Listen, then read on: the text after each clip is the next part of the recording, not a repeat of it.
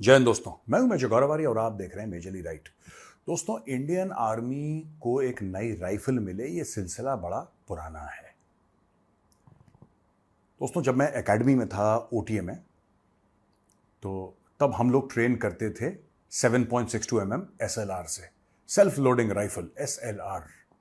वो बड़ी भारी भरकम राइफल थी, लेकिन राइफल ऐसी थी कि अगर आप बंदे को एक गोली मारो तो बंदा वहीं पर बैठ जाए, उसकी बचने की कोई उम्मीद ना हो।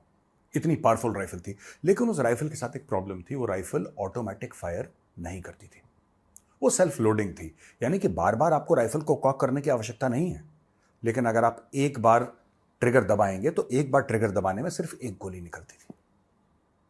अब पहली बार इस राइफल से प्रॉब्लम होना शुरू हुई श्रीलंका में। दोस्तों, श्रीलंका में इंडियन आर्मी गई थी ऑपरेशन पवन के लिए।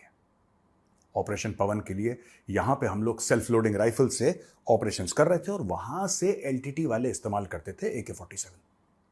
यानी कि AK-47 एक ऐसा हथियार कि आपने एक बार ट्रिगर दबाया तो एक के साथ बिल्कुल 30 राउंड की मैगजीन होती है, एक ही साथ 30 राउंड्स टट टट टट आउट। तो इंडियन आर्मी को पसंद आया, जाहिर सी बात है। इसके पहले इंडियन आर्मी कार्बाइन इस्तेमाल करती थी, लेकिन कार्बाइन का राउंड छोटा था, 9 mm का राउंड था, और I don't like the carbine very much anyway. ठीक है, तो मैं ज्यादा इसके ऊपर नहीं बोलूंगा। I don't want it to be controversial in any manner. मुझे नहीं पसंद, और मुझे इंसास भी नहीं पसंद बाय द वे। फिर उसके बाद इंडियन आर्मी ने इंसास ली। इंसास के पीछे थ्योरी क्या थी, ये मैं आपको समझाता हूं। इंसास के पीछे थ्योरी ये थी कि साहब, एक तो 5.56 का राउंड है, यानी कि 7.62 से हल्का, उसका जो कैलिबर है वो कम होता है। तो जाहिर सी बात है, उसका कैलिबर कम होगा तो उसका वेट भी कम होगा, तो उसका वजन भी कम है। तो पहली तो ये चीज थी कि अगर हम कम वेट वाला राउंड लेंगे तो जो भी जवान है या कोई भी ऑफिसर है उसको लेकर जा रहा है, वो ज्यादा अपने साथ एमुनेशन कैरी कर पाएगा, ज्यादा बुलेट्स कैरी अपने साथ कर सकता है। दूसरी चीज ये थी कि साहब, ये नेटो कैलिबर था, नेटो देश सब यही इस्तेमाल कर रहे थे, तो बोला कि this in keeping with the times we should also do a 5.56। तीसरी चीज, उन लोगों ने यह सोचा कि आजकल के जमाने में किसी को मारना और फिर वो खत्म हो जाए, ये एम नहीं है। एम ये है कि वो इंजर हो जाए, उसको चोट लग जाए। जब चोट लगेगी तो उसकी तीमारदारी में, उसकी देखभाल में 3-4 फौजी आपको और लगाने पड़ेंगे, पहली चीज। दूसरी बात, वो चीखेगा, चिल्लाएगा, जाहिर सी बात है जब दर्द होगा तो उससे मनोबल बाकी लोगों का कम होगा। और भी कई सारे फैक्टर्स थे। फिर बोला कि साहब, इसमें कार्बाइन भी होगी, इसमें राइफल होगी, इसमें एक LMG होगी, और इसमें कैनिबलाइजेशन ऑफ पार्ट्स होंगे। कैनिबलाइजेशन ऑफ पार्ट्स यानी कि अगर इसका ब्रीच ब्लॉक है तो इसका ब्रीच ब्लॉक आप इसमें यूज कर सकते हैं, इसकी बैरल उसमें, पता नहीं क्या क्या पूरा एक सिस्टम बना था। मैं तो भूल भी गया, जितना याद है मैं आपको बता रहा हूं अपनी मेमोरी से, क्योंकि दोस्तों ये मैंने भी इस्तेमाल कर रखी है इंसास। फिर बोला साहब, कारगिल के आसपास ये बात हुई कि नहीं साहब, इंसास हमें बदलनी पड़ेगी। एक बात थी कि इंसास हमें बदलनी चाहिए, बहुत टाइम हो गया, we need to change the. उसके पहले भी आवाजें उठ रही थी, कारगिल से पहले भी, कि यार इसको करो कुछ, इसका ये हथियार इतना कामयाब नहीं है जितना हमने सोचा था। फिर धीरे धीरे बोला, आर्मी कौन से वेपन से सबसे ज्यादा फेमिलियर है।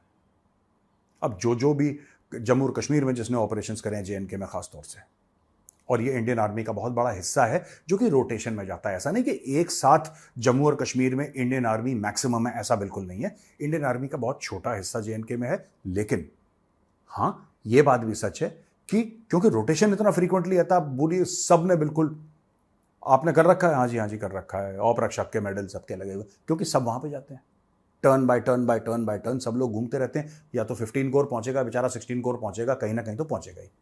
नॉर्थ और साउथ ऑफ पीर पंजाल कोई ना कोई वहां पे टिक ही जाता है। और जब आप वहां पे रहते हैं तो आपने बोला कि सब AK का इस्तेमाल होगा। अब जो भी असम राइफल्स में जाएंगे AK का इस्तेमाल करेंगे। तो AK became a platform, AK-47 ये एक ऐसा प्लेटफॉर्म बन गया जिससे इंडियन आर्मी बड़ी, जिसको कहते हैं कि सेटिस्फाई रहती थी। AK-47 से क्यों? AK-47 से इसलिए क्योंकि जैसे इंसास में रोक पड़ जाती है, चलते चलते राइफल रुक जाती है। पहले तो बहुत ही खराब थी, फिर बीच में उन्होंने ठीक करा कुछ। AK सीरीज में रोक नहीं पड़ती, वो कीचड़ में पड़ी रहे, वो नाली में पड़ी रहे, ऊपर से बारिश गिर रही है, धूड़ धमक्का, AK-47 को कॉक करा, ठक ठक ठक फायर करेगी ही करेगी, पहली चीज। दूसरी चीज, मेंटेनेंस आपको बहुत कम चाहिए। तीसरी चीज, बनाने में, मैन्युफैक्चर करने में बड़ी आसान है, क्योंकि इसमें कोई खास टेक्नोलॉजी है नहीं। इसके वही 5-7 पुर्जे हैं, कोई ज्यादा ऐसी हाईफाई चीज नहीं है। हाँ, metallurgy is of a very high order, ये सब मानेंगे। रशियन मेटलर्जी को तो भाई दुनिया सल्यूट करती है यार, they are masters at metallurgy the Russians. तो साहब ये राइफल बोला कि साहब डिपेंडेबल राइफल है, फुली ऑटोमेटिक है, और दोस्तों लोगों ने सोचा फिर अगर थार डेजर्ट में चलाएंगे तो भी चलेगी, हाई एल्टीट्यूड की ऊंचाइयों पे डन, पहाड़ों पे डन, जिसको कहते हैं कि आप jungles of the north east, humid jungles, done. ये कभी धोखा नहीं देता हथियार। तो फिर इसके बाद बोला कि ठीक है साहब, हम लोग एक काम करते हैं, AK-47 की ही प्लेटफॉर्म पे हम पूरी इंडियन आर्मी को दे देते हैं। इनको यही अच्छा लगता है तो ठीक है, फिर यही सही। तो दोस्तों फिर 2019 में, इन 2019 एक डील साइन हुई, Indo Russian rifles private limited एक कंपनी थी, वो बनी 2019 में, और इसमें advance weapons and equipment India limited Bharat की कंपनी थी, म्यूनिशंस इंडिया लिमिटेड भारत की कंपनी थी, और रोसोबोरॉन एक्सपोर्ट एंड कालिशनिकोव कंसर्न, ये रशियन कंपनीज थी। इन कंपनीज के साथ मिलकर एक जॉइंट वेंचर बना जिसका नाम Indo Russian rifles private limited रखा गया, जो मैंने बताया कि 2019 में, 2019 में ये अमेठी में रखी गई, अमेठी उत्तर प्रदेश। अच्छा, यहां पे यह बताया गया है कि साहब Indian army has received 27 AK-203। AK-203 है दोस्तों, ये लेटेस्ट वर्जन है। AK-47 तो बहुत पुराना वर्जन है, AK-203 लेटेस्ट है।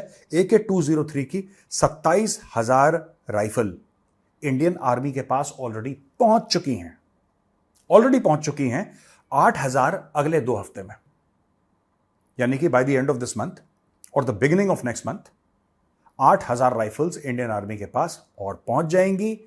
अच्छा, जो करंट इंडिजनाइजेशन लेवल है, यानी कि अब ये भारत में बन तो रही है, लेकिन इसमें करंट इंडिजनाइजेशन लेवल, यानी कि इसके पुर्जे होते हैं ना कई सारे किसी भी वेपन के, उसमें से आज की तारीख में 25% पुर्जे भारत में बन रहे हैं, बाकी रूस से आ रहे हैं। 25% पुर्जे भारत में बन रहे हैं, बाकी रूस से आ रहे हैं। और इन लोगों ने यह बोला है कि साहब ये पूरा जो मैटर है 100%, ये हम 70% लोकलाइजेशन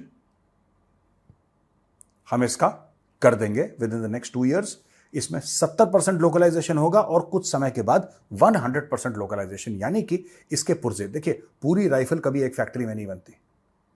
राइफल का अगर आपका बट है या स्टॉक है तो आपने बोला कि ये कहीं और बनेगा। हो सकता है कि बैंगलोर में किसी को एक कॉन्ट्रैक्ट मिल जाए कि तुम AK-203 की फोल्डिंग बट जो होता है या फिक्स्ड अगर बट है आप वो बनाओगे।